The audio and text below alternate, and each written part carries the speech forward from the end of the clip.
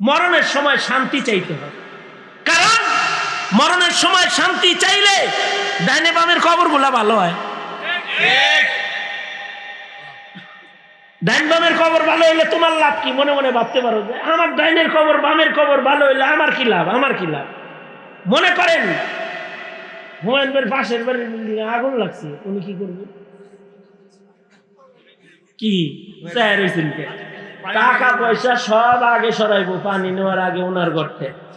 বিশ্বাস করেন নাই সত্য কি ঠিক না? ওনার ঘরে যে টাকাগুলো আছে এটি আগে সরাইবো, চিন্তা করবো জানালা দিয়ে যদি কোনো লোক খালি এই দিকে আহে তো তো আমি শেষ। পাশের ঘরে আগুন লাগলে যেমন পাশের বাড়িওয়ালার নিরাপত্তা নষ্ট হয়ে যায়, কারোর কবর যদি নাস্তিকের মুরতাদের কবরের মাঝখানে হয়ে যায়, ওর কবরের জিন্দেগির নিরাপত্তা উঠে যায়।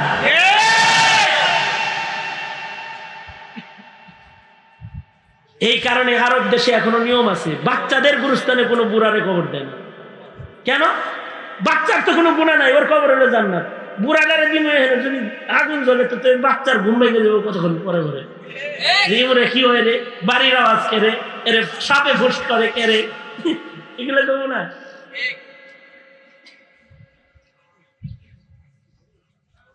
এখনো এমন কবর আছে, বুখারা সমরকান্দ সফর করে আসে, উজবেকিস্তানে এখনো এমন কবর আছে যে কবরে মুহাম্মদ নাম না হইলে দাফন করা যায় না। 1 লাখ হাদিস মুখস্থ না থাকলে মাইয়িতরে কবরের স্থানের ভিতরে ঢুকতে দেন। গুরুস্থানের ভেতরে 1700 মাইয়িত ঘুমায় রয়েছে। ইমাম বুখারীর 17 জন উস্তাদ ওই গুরুস্থানে আছে, এদের সবার নামও মুহাম্মদ, আর সবাই 1 লাখ হাদিসের হাফেজ, সব এক গুরুস্থানে ঘুমায় রয়েছে। সাহেবে হেদায়ার মতো মানুষ, হেদায়া যিনি লিখেছেন, যার লাখ লাখ হাদিস মুখস্থ ছিল, এই গুরুস্থানে জায়গা পায় নাই। কেন? ওনার নাম মোহাম্মদ না। তুমি আউট, তোমার নাম মিলে না, হাদিস মুখস্থ থাকলে নাম মিলে না। আর আমাদের তো নাম তো মিলে নাই, কামও মিলে না, চিন্তাধারাও মিলে না। সব পশ্চিমাদের দালাল, পশ্চিমাদের দোসর হয়ে চলাফেরা করে, মুসলমানের কবরস্থানে দেয়। এত সোজা বিসমিল্লাহি ওয়ালা মিল্লাতি রাসূলিল্লাহ, এত সোজা। রাগ হওয়ার কিছু নাই।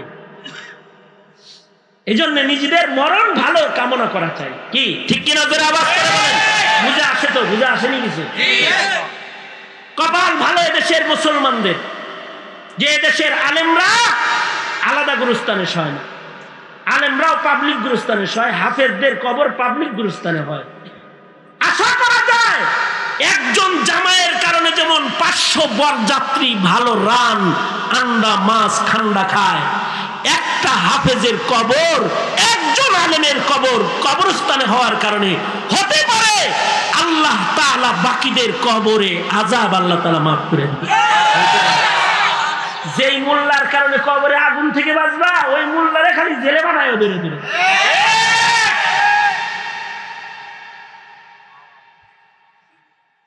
এ কারণে হযরত উমর দোয়া করতেন, এটা তো হযরত ঈসা নবীর দোয়া, ওয়াসসালামু আলাইয়া ইয়াউমা উলিদতু ওয়া ইয়াউমা আমুতু ওয়া ইয়াউমা উবআসু হাইয়া।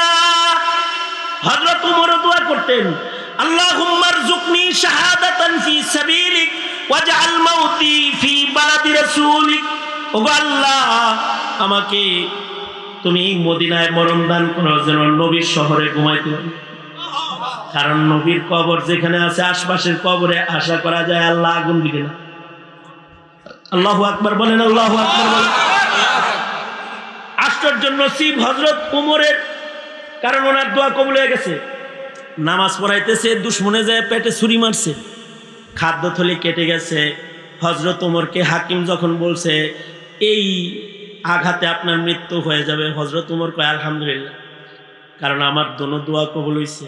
আমি শহীদ মত চাইছি, মদিনায় মরণ চাইছি, আমার মদিনায় মরণ হইতেছে। এবার হযরত উমরের ধান্দা হইল, খালি মদিনায় কবর হইলে তো হয় না, কবরটা আর একটু ভালো জায়গায় নেওয়া যায়নি। নিজের ছেলেরে ডেকে বলে, আব্দুল্লাহ রে যা, আয়েশা সিদ্দিকার ঘরেই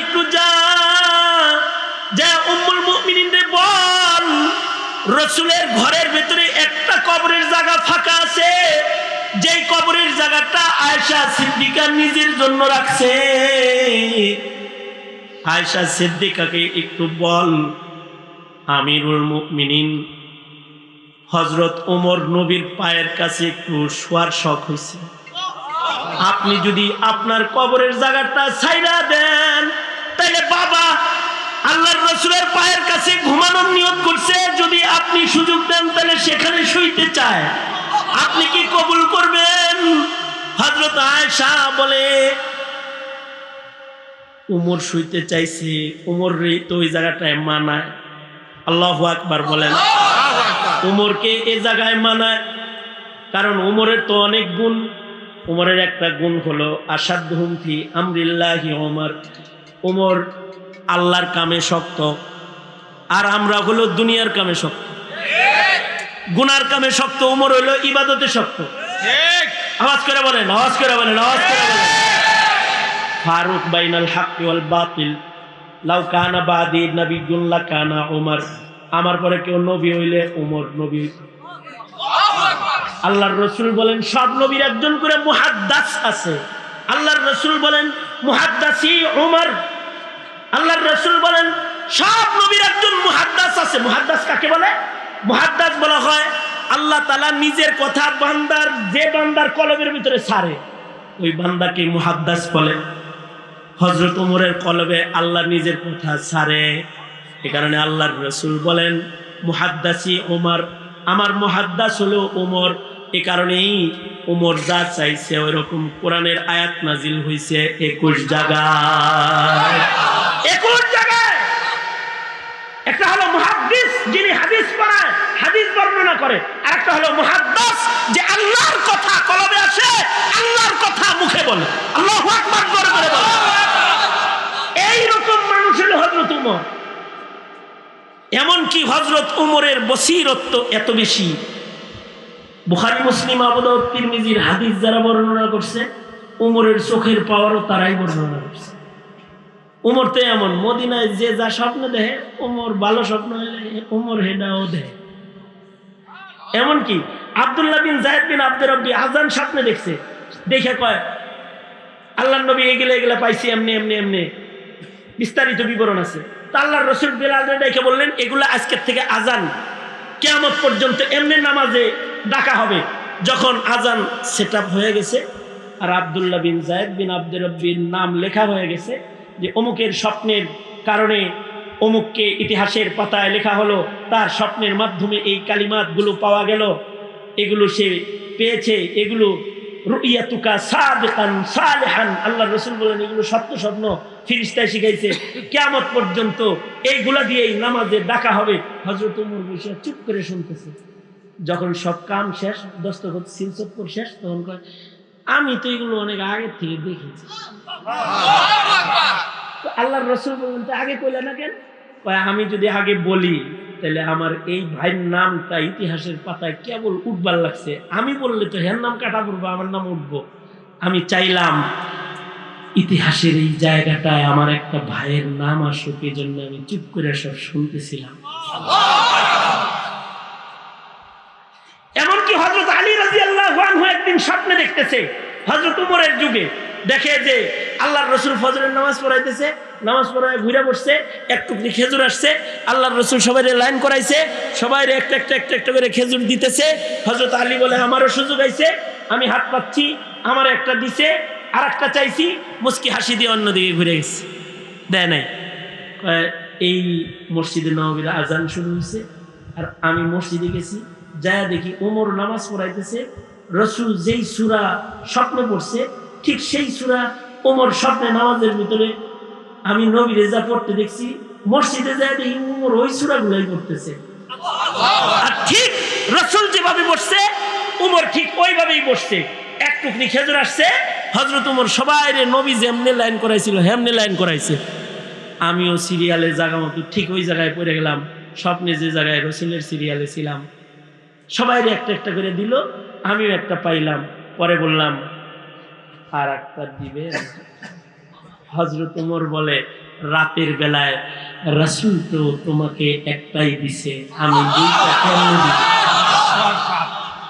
এই হলো হযরত উমরের চোখের হালাত, বুকের হালাত। এ কারণে হযরত উম্মুল মুমিনিন আয়েশা বলেন, যাও আব্দুল্লাহ তোমার বাবাকে বলো নবীর কদমের কাছে তারই মানায় আমি জান্নাতুল বাকিতে থাকবো। আল্লাহু আকবার জোরে বলেন। হযরত উমর নিজের কবরের জায়গাটা কত সুন্দর চয়ন করলেন। মিয়া মৌলবী দেখলে রাজাকার রাজাকার যারা পাবেন, আলবদর যারা পাবেন, তা করে বলতেছি 5 ওয়াক্ত নামাজের পরে দোয়া করবেন, আল্লাহ একটা মৌলবীর কবরের পাশে আমার কবর দিয়ে। আল্লাহ আমি তো নবীর পাশে শুইতে পারবো না, আলেমের পাশে আমার শুয়ে। ওগো আল্লাহ আমাকে হাফেজে কোরআনের পাশে শোয়ায়। যদি কবরটা ভাগ্য গুণে জায়গা মতো পইরা যায় তাহলে সালামতি আসবে। হযরত ঈসা বলে ওয়াসসালামু আলাইয়া ইয়াউমা উলিদতু ওয়া ইয়াউমা আমুতু ওয়া ইয়াউমা উবআসু হাইয়া। আল্লাহর রাসূলের সাথে হযরত ঈসা দাঁড়াবে হাসরের মাঠে। আল্লাহু আকবার। আপনি যদি কোনো মৌলবীর সাথে কবর হয় তাহলে হাসরের মাঠে মৌলবীর সাথে দাঁড়াবেন। ভাববেন যে হুজুর কোন সময় মরবো, কবর যদি জায়গা মতো না পাই তাহলে তো দূরেই পড়বো। নবী আর একটা কথা শিখাইছে, আল্লাহর রাসূল বলে আলমার ও মামান আহাব্বা। সরাসরি কবরে তুমি শুইতে না পারলেও ভালোবাসার সম্পর্ক তাগর লগে কইর, দাঁড় করানোর সময় আল্লাহ টান দিয়ে তোমারে তাগর লগে দাঁড় করাইব। সুতরাং আলেমদের বিপক্ষে চলবেন না পক্ষে? আলেমদের থেকে দূরে না কাছে? আলেমদের সাথে চলবেন তো ইনশাআল্লাহ? ওয়াদা বলেন ইয়া আল্লাহ। আলেম ওলামা যেখানে, আলেম নাই যেখানে, স্মরণ থাকবে তো ইনশাআল্লাহ। কারণ কি? কারণ হলো কবর ভালো হবে, হাসর ভালো হবে। ঠিক কি না? আলেম বিদ্বেষ রাখবো না। মুসলিম সন্তান হিসেবে দায়িত্ব আলেমদেরকে ভালোবাসা, মত পর্যন্ত আলেমদেরকে ভালোবাসবো ইনশাআল্লাহ। জোরে করে বলেন, হাত নামান। এই মাহফিলগুলোর মাধ্যমে আলেমদের ভালোবাসা প্রকাশ পায়। জাতি রাত 12টা 1টা পর্যন্ত বসা আলেমদের ভালোবাসা প্রকাশ পায়। ইন্না সামিআনা কুরআনান আজাবা, কথাটা জিনদের কথা, কিন্তু আল্লাহ তাআলা এটা নিজে নিয়া এটা আবার তার বান্দাদেরকে দিছে। এই কারণে ইন্না সামিআনা কুরআনান আজাবা কথাটা এখন কার? বুঝেন নাই? এখন তো আল্লাহ, কিন্তু প্রথম কারা বলেছিল? জিনেরা বলেছিল। কিন্তু আল্লাহর আদত হলো কখনো কখনো বান্দার ভালো কথাটা আল্লাহ নিয়ে নেন, নিয়ে সেটা আবার বান্দাকে ফেরত দেন। যেমন সূরা লুকমানে হাকিম লুকমানের কিছু কথা আছে, কথাগুলো লুকমানের কথা ছেলেরে বলছে, কিন্তু আল্লাহ ওই কথাগুলো নিয়ে গেছে, নিয়ে আল্লাহর কথা হিসেবে বান্দার কাছে পেশ করেছে। আল্লাহর কোরআনে যত কথা আছে সব কথা কার? জোরে আওয়াজ করে বলেন, আরো জোরে আওয়াজ করে বলেন। কিন্তু বান্দার কিছু ভালো কথা আছে যেগুলো আল্লাহ নিজের কথা বলেছে। তাহলে বুঝে থাকলে বলেন তো, ভালো কথার দাম আছে না নাই? আরো জোরে করে বলেন। এই আলেমরা যে 3 দিন ধরে কথা বলছে, এই খারাপ কথা বলছে, ভালো কথা আল্লাহর কাছে কি? আমি যে আয়াত পড়েছি, আয়াতের ভেতরে হযরত ঈসা আলাইহিস সালামের কিছু কথা, কিন্তু কথাটা ঈসা আলাইহিস সালামের, কিন্তু আল্লাহ তাআলা নিজে নিয়ে এটা বান্দাকে আবার ফেরত দিচ্ছে। পয়গম্বর ঈসা অস্বাভাবিক কায়দায় দুনিয়ায় আসলেন। স্বাভাবিক কায়দা হলো পিতামাতার মাধ্যমে মানুষ জন্মায়, কিন্তু পয়গম্বর ঈসা জন্মাইলেন শুধু মার মাধ্যমে। যখন প্রশ্ন হলো এটা কেমনে হলো, আল্লাহ তাআলা পয়গম্বর ঈসাকে বাচ্চা বয়সে কিছু দামি দামি কথা বলাইলেন। আল্লাহু আকবার বলেন, আরো জোরে বলেন। কখন বলাইলেন? যখন কথা বলার বয়স না, মায়ের কোলে দোলনায় আছে, পয়গম্বর ঈসা কথাগুলো বলছেন। এই কথাগুলো আল্লাহ তাআলা নিয়ে গেছেন, নিয়ে নিজের কথা বানায় তার বন্ধুর কাছে আবার নাজিল করছেন। ওই কথার ভেতরে একটা কথা হলো, পয়গম্বর ঈসা বলতেছিলেন ওয়াসসালামু আলাইয়া ইয়াউমা উলিদতু ওয়া ইয়াউমা আমুতু ওয়া ইয়াউমা উবআসু হাইয়া যালিকা ঈসা ইবনু মারইয়াম। মানে ঈসা আলাইহিস সালাম নিজের পরিচয় দিতে যে কথাগুলো বলছেন তার একটি আয়াত আমি আপনাদের সামনে পেশ করেছি। দোনো হাত উপরে তুলেন, সোজা করেন, আঙুল খোলেন, নাড়াচাড়া দেন, জবান খুলে বলেন সুবহানাল্লাহ।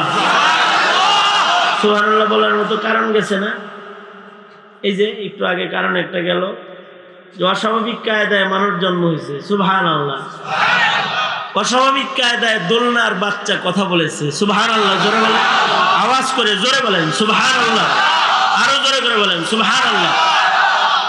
হাত সোজা করেন, আবার সোজা করেন। নামাইছেন কে? মনে হয় শোনেন নাই। আঙুল খুলেন তো, আস্তে আস্তে নাড়েন। এবার নামান। আমার দিকে করলাম আর কি আপনাদেরকে, আপনারা যে আমার কথা শুনতে আছেন এটা একটু চেক করলাম আর কি।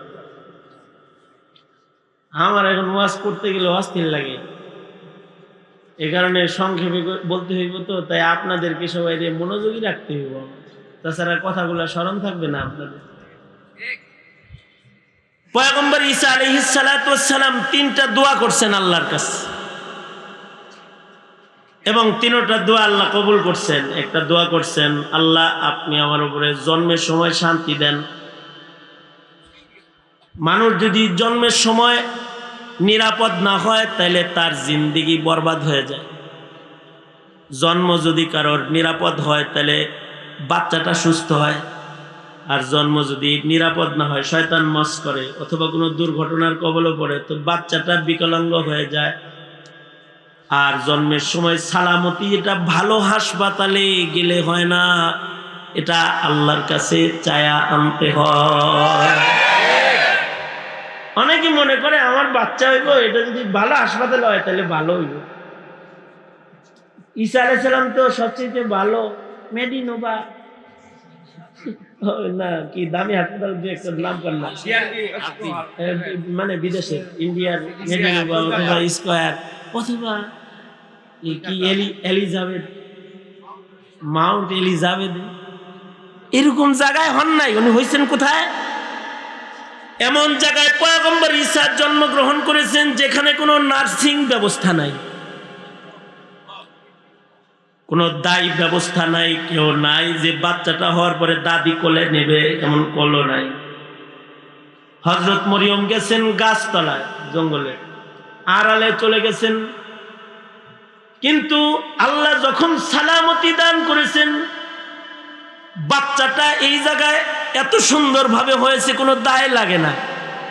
আল্লাহু আকবার, জোরে করে বলেন।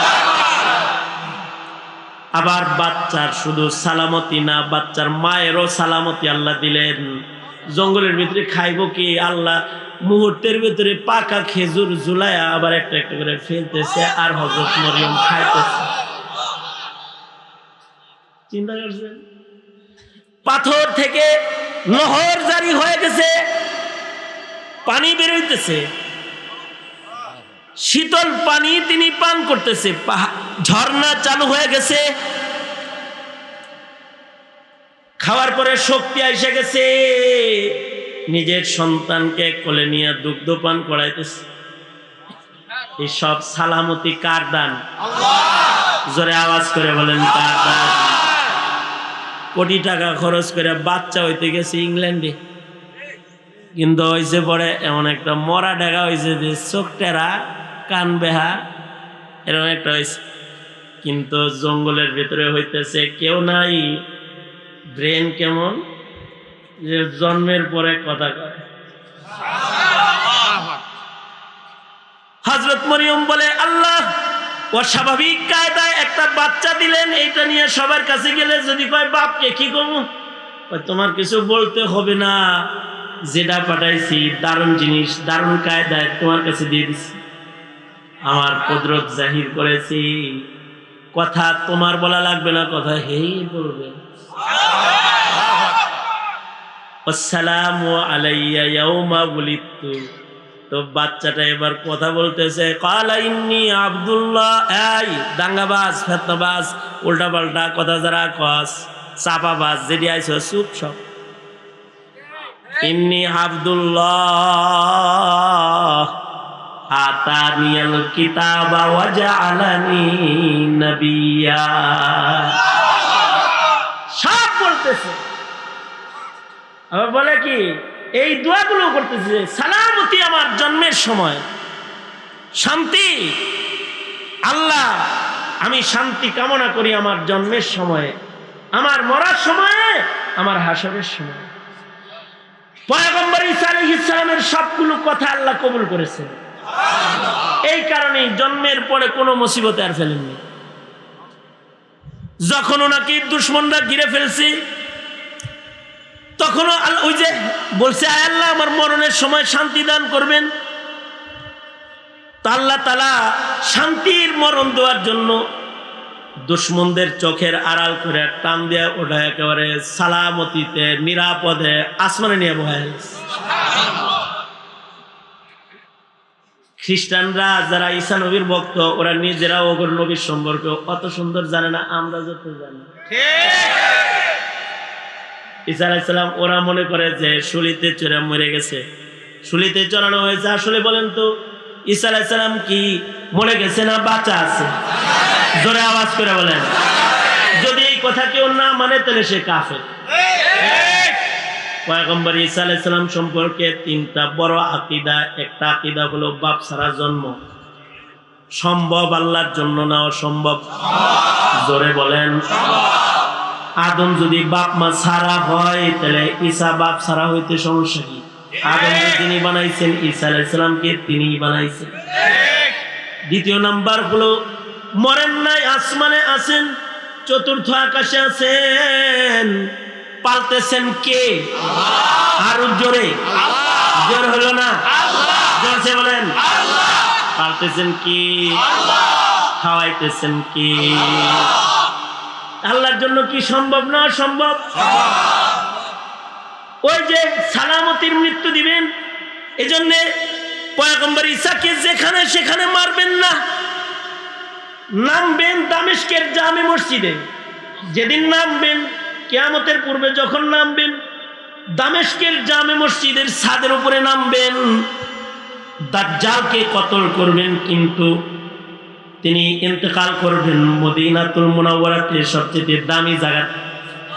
কারণ মদিনায় যে মাটিটা, সুবহানাল্লাহ বলার লাগে রেডি হয়ে বসেন, আগেই বলেন না খবরটা দিয়া লই।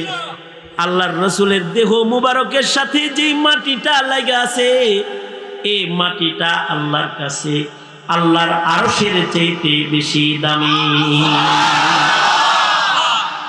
ঈসা আলাইহিস সালামের মৃত্যু হবে কোথায়? মদিনায়। আল্লাহর রসুল কবরের জায়গা দেখায় দিছে যে এইখানে ঈসার কবর হবে। ঈসা আলাইহিস সালাম কত নিরাপদ মরণ। আনোয়ার শাহ কাশ্মীরি রহমতুল্লাহ আলাইহি বলেছেন, ঈসা আলাইহিস সালাম জমিনে আসার পরে 45 বছর বেঁচে থাকবেন, 2টা বিয়ে করবেন, কয়টা? 7টা বাচ্চা হবে। সুবহানাল্লাহ বলবেন হলো এই যে এখন খবরটা দেওয়ার পরে ঈসা আলাইহিস সালামের দুনো বিবি 7 বাচ্চা, সবার কালিমা হবে লা ইলাহা ইল্লাল্লাহ মুহাম্মাদুর রাসূলুল্লাহ। কারণ আমাদের নবী শেষ নবী, নবীর পরে নবী নাই। ঈসা নবীর ছেলে, ঈসা নবীর বিবিদের কালিমা যদি হয় লা ইলাহা ইল্লাল্লাহ, তাহলে কাদিয়ানী নবী? হ্যাঁ, এ কারণে কাদিয়ানীদেরকে যারা সহযোগিতা করে তারাও কাফের। কাদিয়ানীদেরকে যারা কাফের বলে না, মনে করে না, ওরাও কাফের। কারণ আমাদের নবীর পরে আর নবী নাই, ঈসা নবীর নবুয়ত চলবে না। আল্লাহর রাসূল বলেন, লাউ কানা মূসা হাইয়ান, রূহুল্লাহ শুধু না, কালিমুল্লাহ যদি বাঁচা থাকতো, কালিমুল্লাহর নবুয়ত চলতো না।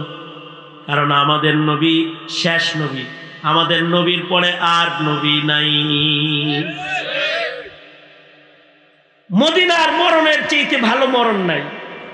এ কারণে প্রত্যেকটা মুসলমানের এই দোয়া করা সাহাবীদের আমলের নকল আমল, যে আল্লাহ আপনি আমাকে মদিনায় মরণ দান করেন। আল্লাহ ইচ্ছা করলে পারে না?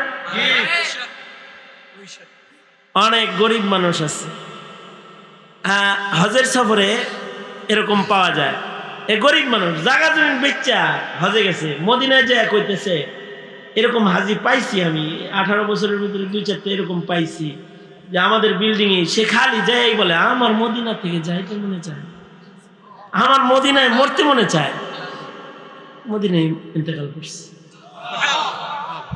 এক হাজি তো আমাদের বিল্ডিং এ একবার ইন্তেকাল করলো, ইহরাম বান্ধা, হজ্জে ইফরাত করতেছে, ইহরাম বান্ধা, আর মদিনা শরীফে সে ইন্তেকাল করলো এবং কাফন পরা অবস্থায় তাকে জান্নাতুল বাকিতে দাফন করা হলো। এ কারণে হযরত উমরও এই দোয়া করতেন।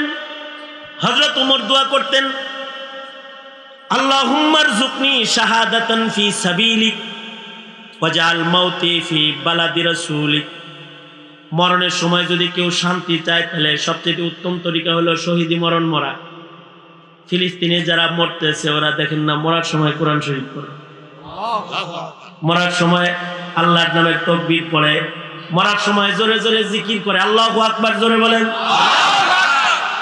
হাদিস শরীফে আল্লাহর রাসূল বলেন, মান মাতা ওয়া হুয়া ইয়ালামু লা ইলাহা ইল্লাল্লাহ দাখালাল জান্নাহ।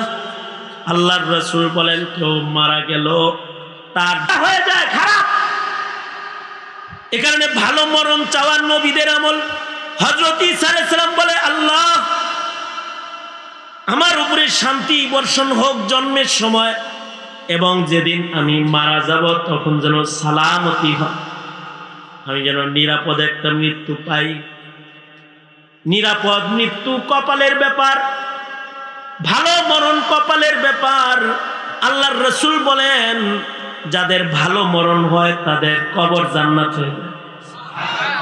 ইবাদত করতে চায়, গোসল করতে চায়, নামাজ পড়তে চায়। আর কেউ আছে আমাদের বাংলাদেশে একজন মরার আগে ফাঁসি হইব এর আগে কয় বিড়ি খাবো। কেউ মরার আগে কোরআন পড়ে, কেউ মরার আগে হাদিস পড়ে। যেমন মুহাদ্দিসিনদের কেউ কেউ আছে মরার আগে হাদিস পড়তে পড়তে মারা গেছে। আবু যুরা রাজি রাহমাতুল্লাহি আলাইহি অনেক বড় এক মুহাদ্দিসের নাম।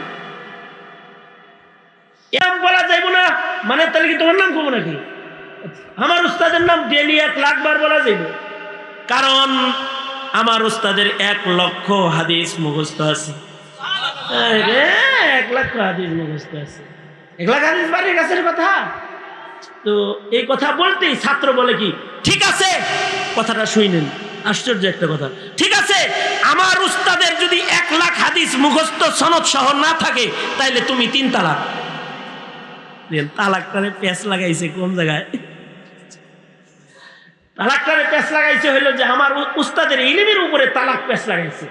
তার মানে আমার উস্তাদের 1 লাখ হাদিস মুখস্থ না থাকলে তুমি 3 তালাক। রাগে তো কইছে এই কথা, পরে যখন মাথা ঠান্ডা হয়েছে তখন চিন্তা করতেছে কি জানি যদি না থাকে তাই তো আমার বউ আর আইছে। পরে পরে চিন্তা করতেছে আর কি। এবার মাথা ঠান্ডা হইলে এবার জামাই বউ দুজন মিলা আবু যুরা রাজি রাহমাতুল্লাহি আলাইহির কাছে গেছে। যা কয়, উস্তাদ মাথা গরম হয়েছিল, পরে বউরে কইছি যে আপনার যদি 1 লাখ হাদিস মুখস্থ না থাকে তাহলে বউ 3 তালাক। আসলে কি আপনার 1 লাখ মুখস্থ আছে না আমার বউটা গেছে? ইমাম আবু যুরা রাজি বলে, যাও নিশ্চিন্ত মনে জামাই বউ ঘর সংসার করতে থাকো খুশি মনে, কারণ তোমার উস্তাদের 1 লক্ষ হাদিস নয় 6 লক্ষ হাদিস সনদ সহ মুখস্থ।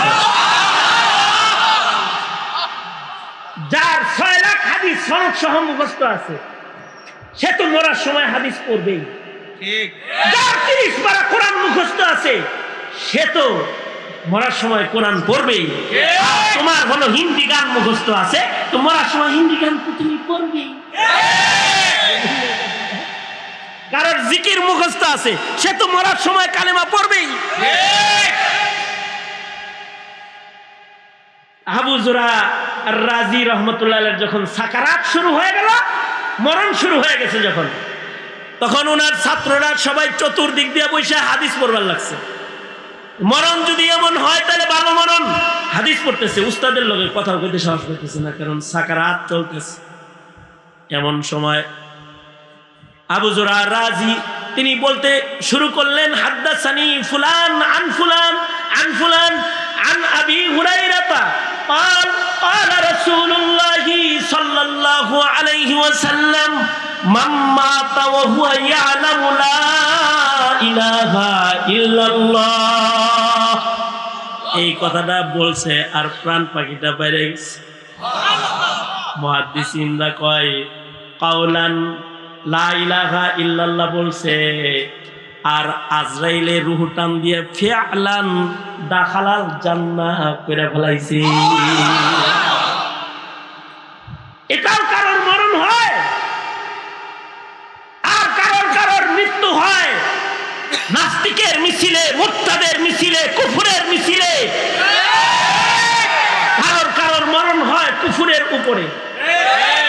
এ কারণে ভালো মরণ চাইতে হয় আল্লাহর কাছে। আজব দেশে বসবাস করি তো আমরা। আমাগর দেশে মুসলমানের কবর যেই গুরুস্থানে হয়, এর কবর ওই গুরুস্থানেই হয়।